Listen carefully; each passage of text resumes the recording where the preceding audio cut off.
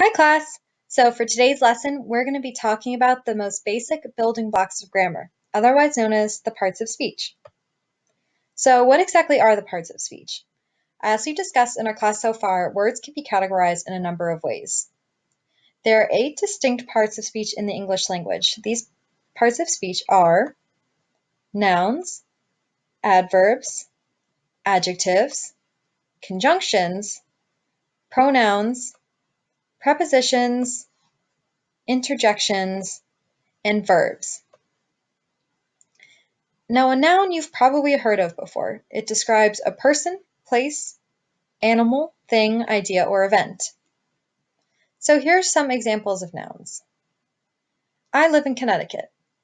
Connecticut is a proper noun. It's a state. I am watching this video on my computer. Video and computer are both examples of nouns. Miss Brown loves grammar. Miss Brown is another example of a noun.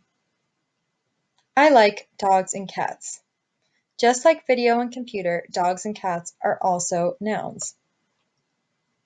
Pronouns. So let's take a look at this sentence. Does anything feel kind of weird about it? Miss Brown used Miss Brown's computer to film a video for Miss Brown's students. It sounds really clunky, right? Well, that's where pronouns come in. Pronouns replace nouns.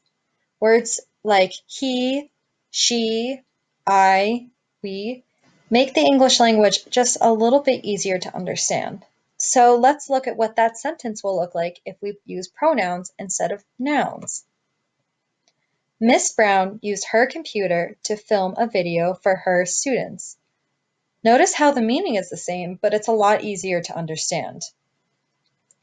Some more examples of pronouns are, I am tired. You could say, a proper noun, someone's name, is tired, but you are using I instead. They are very smart. He was number 1.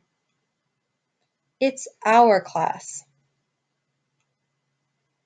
Next, we have adjectives. Adjectives are very helpful in describing a noun or a pronoun. They are often used to describe the quality, size, or number of a pronoun or noun. Let's look at some examples of adjectives. That dog is so small. What's small? The dog. I have 5 essays. How many essays do you have? You have 5 essays. He is funny. What is he like? He's funny. Next, we have verbs.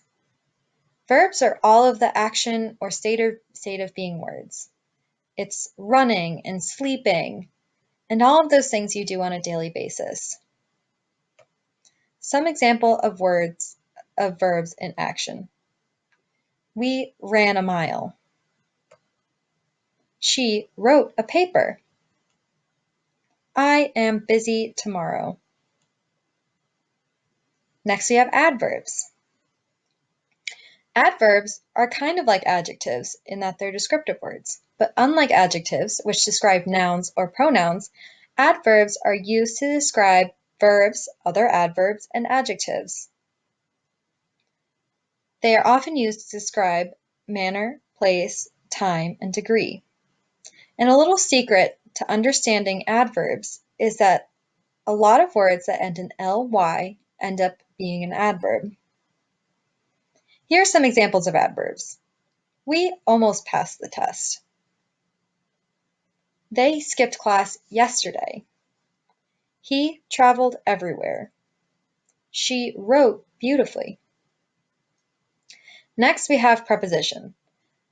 Prepositions are used to specify location or a point in time. Put your backpack under the table.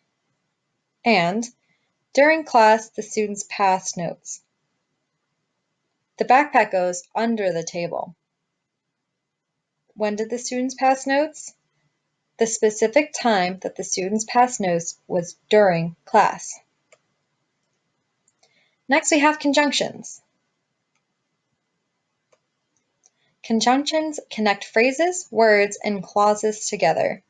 Some examples of conjunctions are and, yet, but, for, nor, or, and so. Now let's take a look at some conjunctions in sentences.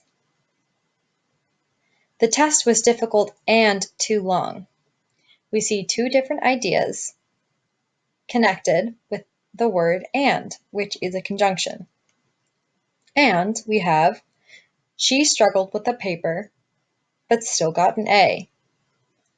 Again, two different clauses with the word but connecting them. Now for my personal favorite, interjections. Interjections are words that express emotions, often followed by an exclamation point. Like, hey, you can't do that, and wow, you're great at sports. And if you've ever read a comic book and you've seen pow, wow, bam, bang, all of those are examples of interjections. And that's the end of our flip lesson today. I hope you guys enjoyed it. Don't forget to take the post-assessment test on the class website so I can see how well this flipped lesson actually worked. All right, see you all in class tomorrow.